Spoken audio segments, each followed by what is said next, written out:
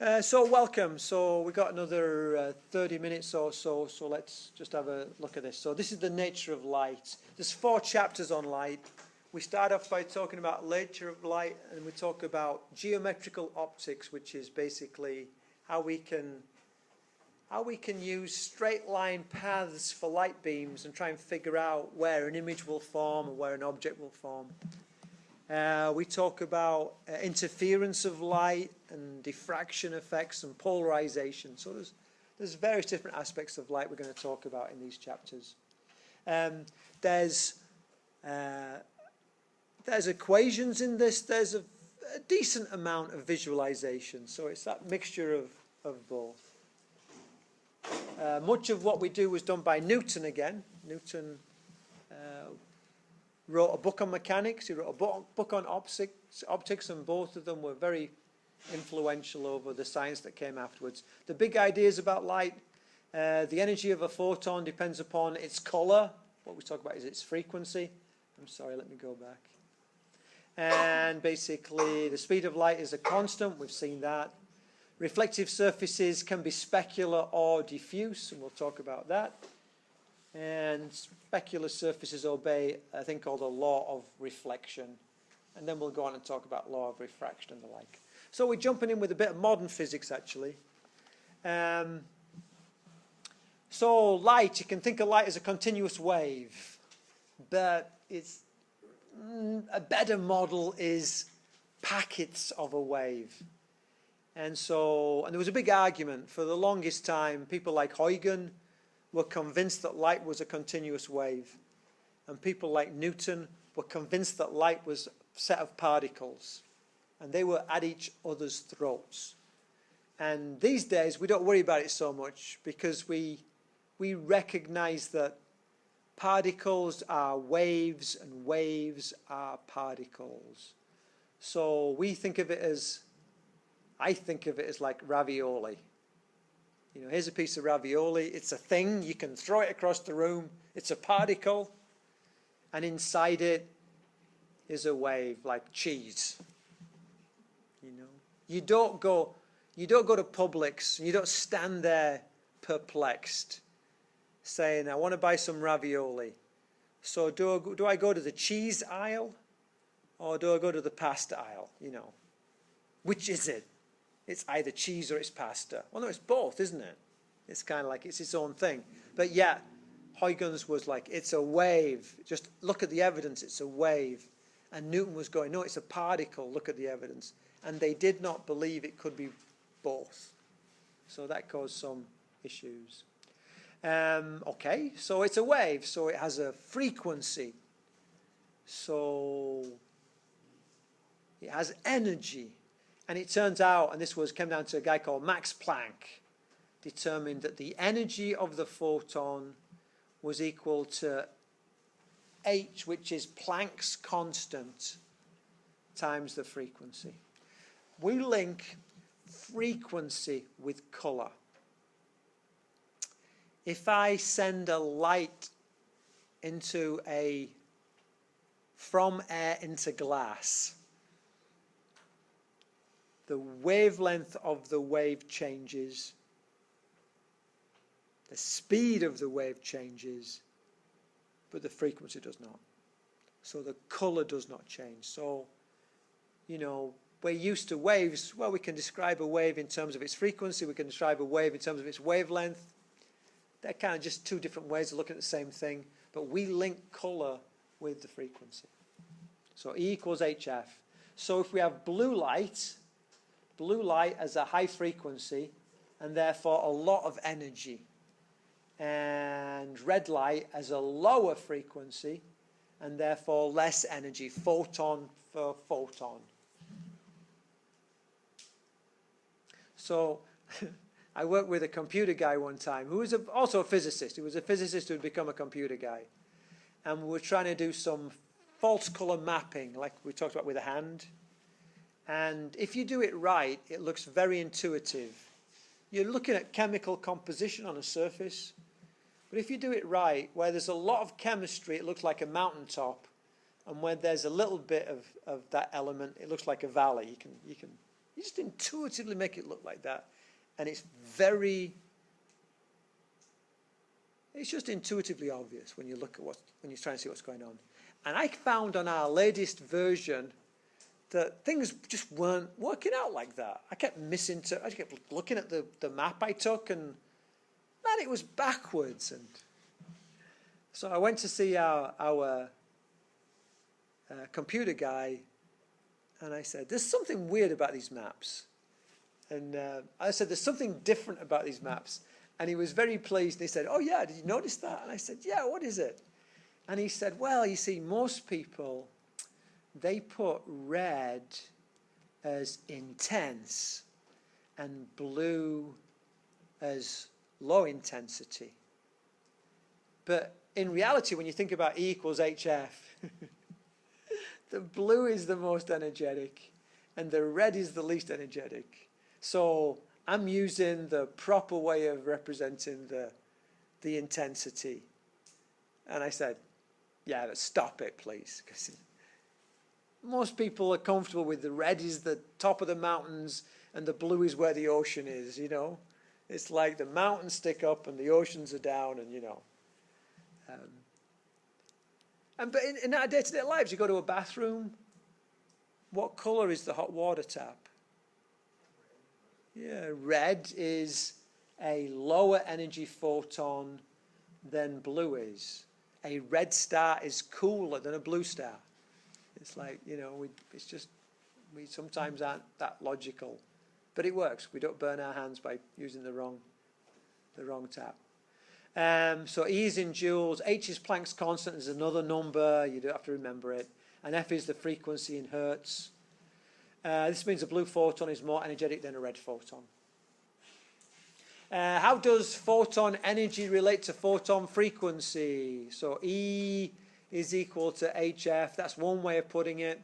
I could put E is equal to linearly with regard to I could say E is proportional to F. They're all different ways of representing that relationship. What is the energy of a green photon? Oh, I'm sorry. For years, this is actually a blue photon. A blue photon is about 400 nanometers. So notice I've given the wavelength. I didn't give you the frequency. So I say E is equal to HF. And C is equal to F lambda. You comfortable with that? Speed is equal to how many steps I take a second multiplied by how big my steps are. Do you remember that from mechanics? Or beginning of this semester, actually, from waves. Put those two guys together and we get E is equal to H rather than F. We're going to get C over lambda, which equals H. Leave it in terms of H. C is 3 times 10 to the 8 over lambda, and lambda in this case is 400 times 10 to the minus 9. So that would be H times 3 times 10 to the 8 over 4 times 10 to the... This is... Reduce that by 4 means increase that by 4, 10 to the minus 7. So E is equal to 0.75 times 10 to the 15, 10 to the 15, that surely can't be right.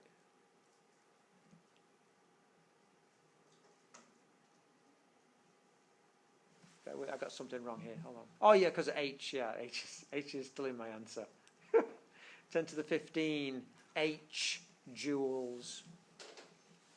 And if I nip back one page and remember that H is 6, let's call it 7 times 10 to the minus 34. So E is equal to, let's call it 6 times 10 to the minus 34, 0.75 times 10 to the 15 times 6 times 10 to the minus 34. So that would equal 3/4 of 6 is basically 4.5 times 10 to the minus 15 from 34 is going to be 19. So 10 to the minus 19 joules. So it's a tiny amount of energy in a blue photon of light. Tiny amount of energy. And yet, when you sit out in the sun, it makes you nice and warm because you're getting a whole bunch of photons giving you a little bit of energy each one. You know? Cool.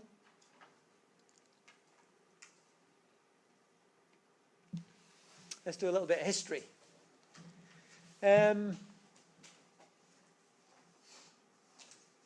So people were out on the battlefield and they could see the cannon smoke, and then a significant time later they would hear the roar of the cannon.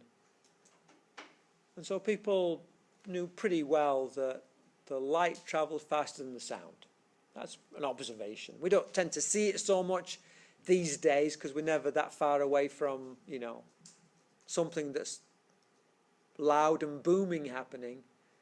But, you know, our forebears would have been very familiar with it. So they were comfortable with the idea that light travels faster than sound, which raises the question of how fast light travels. It seems like it's instantaneous, but is it instantaneous?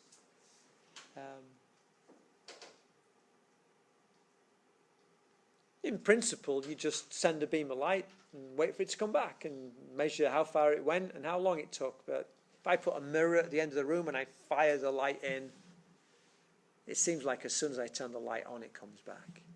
If I move that mirror to the end of the parking lot and shine my light, I can't discern the difference. Not with my just observing. So that's not an easy way to figure stuff out. And one of the successful early attempts had nothing to do with that. It was very kind of clever way of working out the speed of light. Very abstract way, actually. It was done by a guy called Roma from Denmark. And basically what he was an astronomer, and what he realized was if you look at, and notice this please, so Galileo invented the telescope as far as, you know, there was a spyglass before that was not very good. And Galileo heard about it and improved it. And so one of his friends said, that's not a spyglass, that's a telescope. And so we say that Galileo invented the telescope, which is, you know, he did. He invented the telescope, but not the principle of the telescope. That was done by a Dutch guy. He did that 400 years ago, basically in 1604 or 1605. This is 1675. It's basically a couple of generations later. And they're not only using a telescope for observation, they're measuring the speed of light using a telescope for observation. That's amazing progress when you think about it. So what did he do? Well, by the way, to celebrate the 400th anniversary of Galileo's telescope, several of the telescope companies, including Orion, made cheap entry-level telescopes for children and new observers to use. They made a reflecting telescope, which was Newton's telescope, which was 50 years later. So they celebrated Galileo's invention of the telescope by selling Newton's telescope, which is a bit ironic, really, you know. It's like, you know, you decided to honor me by, you know, giving Bobby a birthday present. It's like, you know, hold on, it's my birthday, you know, it's like, but that's what they did. You go, good old Galileo, here's a Newton's telescope to celebrate it, you know. But Orion sells a telescope. I just looked it up today because some of my students were asking. It's like $65. It's a 3-inch reflecting telescope with 2 eyepieces. You can't buy 2 eyepieces for $65. It is it's on a tabletop, it's handheld. It's got a little LED pointer, little finder. I got one for my daughter because she'd been given a little plastic telescope and it was awful and she hated it. And we got this thing, when I got it, it cost $50. And we looked at the moon. And it was that classic thing when people look at the moon through a telescope, they go, wow. And then I noticed Jupiter was up. So I looked at Jupiter. And the first night, I saw the moons of Jupiter. And was able to call my daughter and say, look at that. You see those 4 little dots? Yeah, they're the moons of Jupiter. They are, at that time in the evening, they were probably 5 or 6 times further away from us than the sun is. So we're looking way past how far sunlight normally travels. And we could see them quite clearly. It was really I thought it was really quite amazing. So if you have any interest in astronomy, but you always think there's no point unless you're going to spend $1,000 for a telescope, think again, actually. For less than $100, you can get a little telescope, which is very easy for kids to handle, which will give them that wow factor. It won't frustrate them. And you get something out of it as well. So think about it. So what did he do? He used a telescope and he looked at the moons of Jupiter. So here's the Earth, here's the Sun, and here's Jupiter. And Jupiter's got 4 moons. It's got more than that, but 4 main ones that you can see. And one of them is called Io. And it's got inside, it's got a fast orbit. It goes very quickly. So you can see the change. When Galileo saw these things, he thought there were 4 stars in line, and Jupiter happened to be in front. And as he kept looking over the next couple of days, he saw that the actual position of these 4 stars changed. And then he realized they're not stars, they're moons. And then he realized dogma has it that everything revolves around the Earth. But these aren't. So he knew dogma was wrong. In a small way, but he knew dogma was wrong. Everything does not revolve around the Earth. These guys revolve around Jupiter. So it's really quite significant. But the small one, actually, Io changes like 45 hours. Actually, it's not the quickest one. No, actually, it probably is the quickest one. So Roma observed Io, moon of Jupiter. Io should go into eclipse. That means it goes behind every 42.5 hours. So it goes around, and it goes around, and it goes around, and it goes around. Roma find that Io's periods were shorter when the Earth was approaching Jupiter, and longer when the Earth preceded Jupiter. So for 6 months, they were shorter to a varying degree. For 6 months, they were longer to a varying degree. He figured out a way that he could figure out the speed of light. Because here's what's happening. If you were here, then what would happen is you would see that it goes into eclipse. I'm going to draw it like this. It goes into eclipse, and then 42.5 hours later it goes into eclipse, and then 42.5 hours later it goes into eclipse. I'm just drawing a graph. I'm just trying to mark on a graph. Every 42.5 hours it goes into eclipse because it's going around steadily. But what's happening here as you're approaching is that, well, okay, okay, I'm gonna redraw this. This is a clock, and this is time, and it goes into eclipse, and it goes into eclipse, and it goes into eclipse. And if you're here, well, let's put it this way: if you're here, what will happen is you won't see it go into eclipse. Let me see if I get this right. You won't see this go into eclipse when it actually goes into eclipse because the light is still here. You've got to wait for the light to get to you. So this will be delayed by a little bit. So you'll see it go into eclipse there. A little bit delayed. and then it comes out of eclipse here, but you won't see it because it's delayed a little bit. But can you see how, because the Earth has moved, the distance now is less, so the delay is less, so you'll see it there where that is less. So that distance there is now less than 42 and a half hours, because during this period you approached.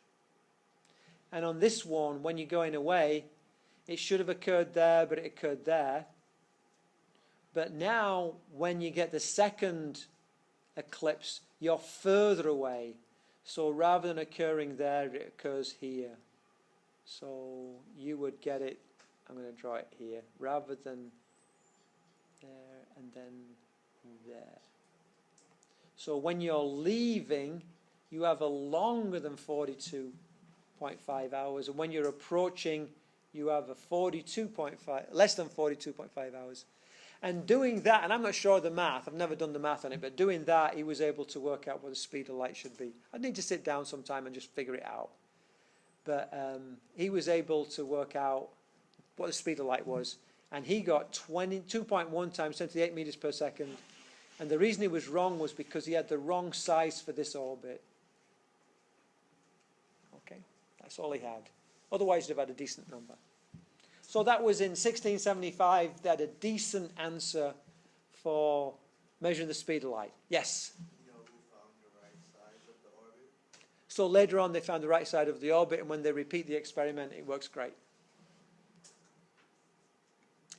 Then along came, a long time later, 1849, along came Fizeau, French guy. And he had this idea about, well, hold on, if I shine a light across a parking lot and it comes back, I should see a delay. But you don't. And the problem is that you turn the light on, and before you can react, it's come back. So he had this really clever technique where he used a wheel with cuts in it. And he had the light, and the light passes through one cut and lets the light go to the mirror. And then the light comes back. And, I'm sorry, I'm drawing this the wrong way around. And the light comes back and it hits the tooth. So I don't see anything. So I shine my light and I'm spinning and I don't see anything because it's hitting the tooth. It's kind of like it's going out and it's hitting the tooth. So I don't see it. Then the next one, light goes out and it hits the tooth. So I don't see anything. And then I speed up and the light goes out and it hits the tooth, but further down. Then the light goes out and it hits the tooth, but further down. Then the light goes out and eventually I'm going fast enough that the light comes back in through the next tooth. So it goes out through one tooth, and in the time I need, the next tooth has appeared. Well, if I can figure out how long it takes for that tooth to go from there to there, I have a timer. So all I've got to do is shine the light and spin faster and faster and faster. When I see that light coming back, I know that speed is the right speed to give me the right time to measure the time interval, that how far the light traveled. Does that make sense? You send it out and it comes back and you have a timer. The tooth is the timer. So he said a tooth wheel chopped the light going to the mirror. The same wheel chopped the light on the way back. Rotation speed of the wheel was adjusted until the light went to the mirror through one tooth gap and came back through the next. And Fizeau found that it was 3.1 times 10 to the 8 meters per second, which is kind of great for 150 years ago. In Fizeau's experiment, the distance from the toothed wheel to the mirror was 1,000 meters. The wheel has 100 teeth.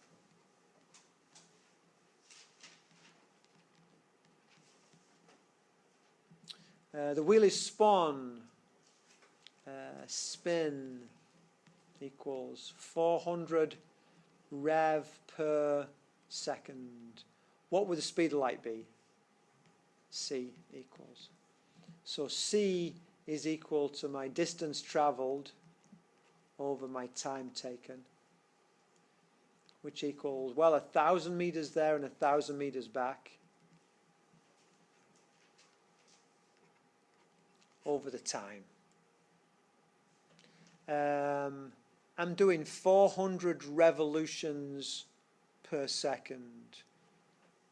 So 1 revolution equals 1 over 400 seconds. Does that make sense? If it's 400 revolutions each second, then 1 revolution took 1/400th of a second. And if I have 100 teeth, then 1 tooth equals 1 over 400, but I have 100 teeth, so it's 100th of that. Yeah, I got 100 teeth, so it must be even smaller amount of time, which is 1 over 40,000, 1/40,000th of a second. So C is equal to 200 over 1 over 40,000, which equals 2,000 times 40,000. So C is equal to 8 times 10, that's 10 to the 7 meters per second. Now, that's not the right answer because it's the correct answer, but it's not the true answer for the speed of light, because otherwise you'd know the answer. So I'm never going to ask you a question when it comes out to be 3 times 10 to the 8 meters per second, because then people will just write down 3 times 10 to the 8 meters per second, irrespective of what they calculated. So it's weird light. Isn't it the calculation next to 1 tooth would be 100 over 400, which is 1/4? No, no. If you think about it, if that's the time for 1, then you need it much shorter, yeah. Okay? And on the website, I have a video of a guy doing this experiment. So you can just see how he did it across like a playing field at some college in Britain, and he kind of shows the experiment. So it's kind of interesting. I'd like you to be able to do that calculation if it came up. Okay. I want to show you this. This is the front piece of Newton's book. And at the side there are his diagrams. If you look in our textbook, man, that stuff is basically unchanged.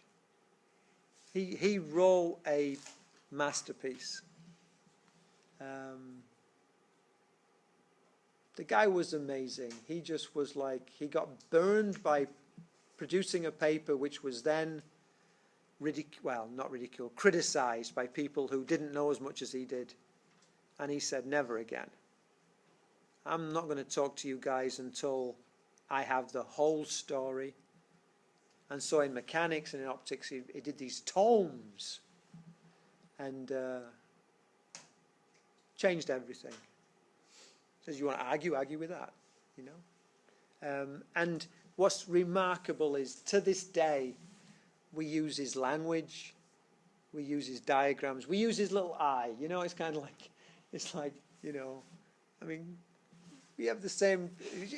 He just set the culture, you know. You can find this for free. His book is at this Gutenberg press. And you can just download it and you can just read it. And you can see him hunting for the word. Because although he came up with the words in the end, in a lot of cases there's not a word for what he's trying to explain, and he hunts for it. It's not all out of the textbook. It's not all like the textbook. He had this weird theory. He got a bodkin. Anybody know what a bodkin is? It's basically a hat pin. It's like one of those needles with a little decorative handle on the top, and he started shoving it into his eye, and he saw that he saw colors. Well, yeah, it was like squishing his optic nerve, you know. He was sending signals down his optic nerve that shouldn't have been there. And so he concluded that light is the result of colours are the result of light causing different pressures on the eyeball. That's not true, but, you know, based on what he did, it kind of like made sense. So it's not all right. We wouldn't use it as our textbook today, but he influenced our textbooks today in the most amazing way. So let's talk about reflection. I take something like aluminum and I polish it. And sometimes it looks like a mirror. And sometimes it looks like a satin finish. But it's aluminum. So why is it sometimes it looks like a mirror and I can see my face in it, and sometimes it looks bright but I can't see my face in it? And the difference is the surface finish. If it's a flat surface, then the light reflects off in a nice orderly way. So 1 ray, 2 ray, 3 ray, 4 ray reflect as 1 ray, 2 ray, 3 ray, and 4 ray. Whereas on a rough surface, this first ray goes in that direction, the second ray goes, whoa, where is it going? Way over there, and the third ray is over there, and the fourth ray is over there. So they're jumbled. So you get as much light off, it's just not staying ordered. And so what is an image when you go in is not a recognizable image when you come out. And the way you do that is you can just abrade the surface. So a satin finish would be get some wire wool and just rub the surface of a nice polished aluminum sheet, and it will stop being reflective and start being it'll stop being specular. It will always be reflective, but it'll stop being specular and start being diffuse. So I'd like you to know those two terms. Okay, so take yourself a nice mirror and put a pin in front of the mirror and put another pin in front of the mirror, and then put your eyeball down here until you see these two guys apparently down here. I mean, that's what mirrors do, isn't it? You look in the mirror and you see behind the mirror, but you know there's nothing behind the mirror. And then you put 2 pins like that. So now you have 4 pins. You have 2 pins there, 2 pins there. You connect them together and you measure this angle. The angle between the incident ray and the normal ray, and the angle between the reflected ray and the normal ray. And no matter how you do it, you find that the angle of incidence equals the angle of reflection. They're always equal to each other. That's not all, though, because I could have, this is hard to draw, but I could have a situation where my surface normal is like that and my angle of incidence was like that. But for some weird reason, rather than being in that direction, I could have this thing do a 90-degree bend and come up so that this is the same angle as that, but they're not in line with each other. Looking from above, I could have that and then that. So my ray comes in like that and goes out like that, and there's a 90 degree there. It doesn't happen like that, but according to that rule, it could do. So I have a second law, which is often ignored, but it's important, which is that the incident ray, the reflected ray, and the surface normal are all in the same plane. You can draw them on a piece of paper. They're like that. They've got to be in the same plane. Does that make sense? So angle of reflection, incidence equals angle of reflection. Next thing. You send light into a transparent medium. It's not reflected. It can actually go inside air, water, glass, jello, diamond, lots of transparent mediums.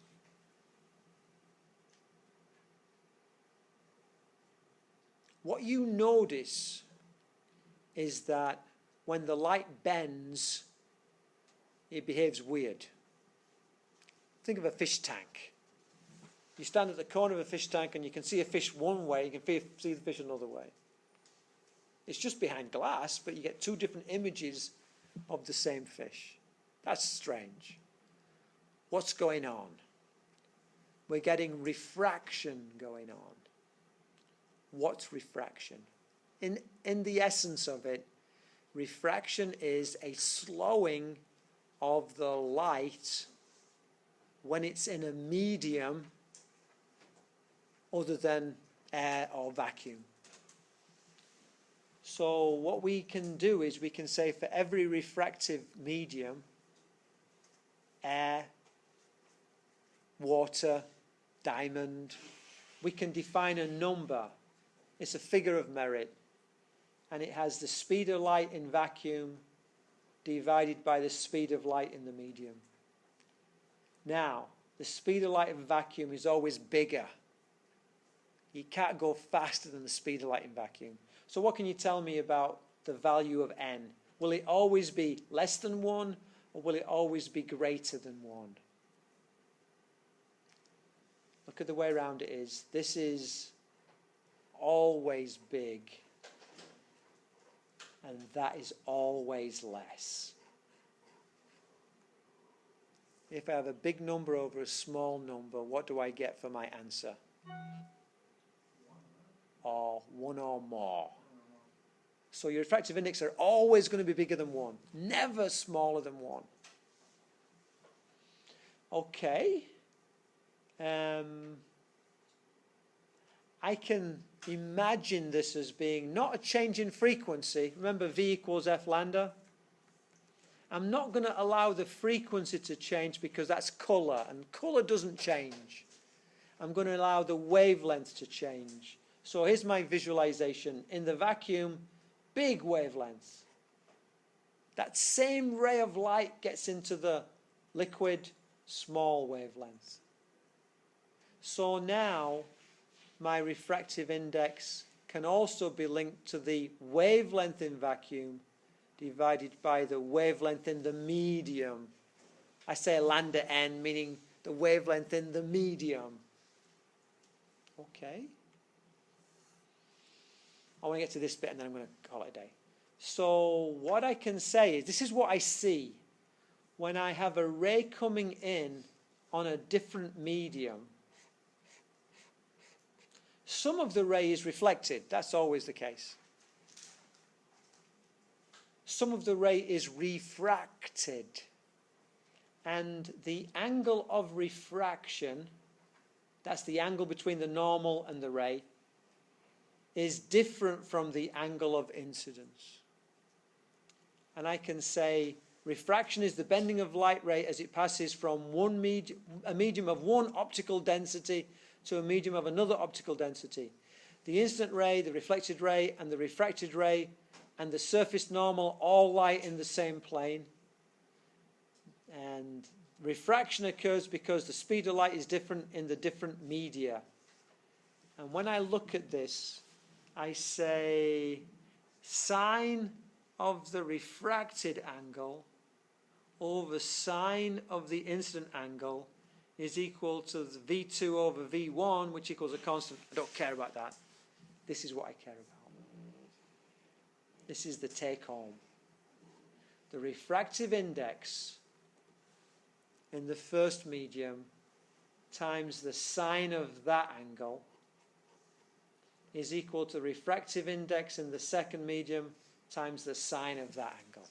N1 sine theta 1 equals N2 sine theta 2. And that's a very important equation that we use. So just to give you an idea, diamond, refractive index of 2.4. That means that it's 2.4 times slower than the speed of light in vacuum. It slows it down tremendously. Crown glass, 1.52. Water, 1.33. Air, basically no difference.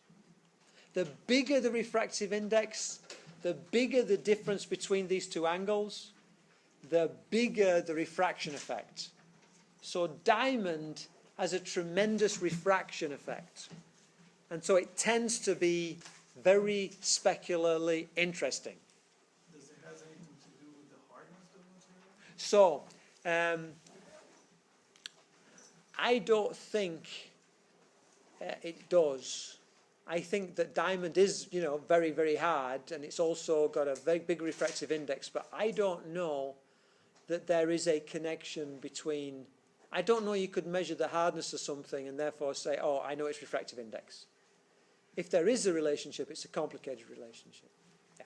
Is it because of the refractive index, the high price of the diamond? So, the reason why we like diamonds is because they are very glittery. Okay?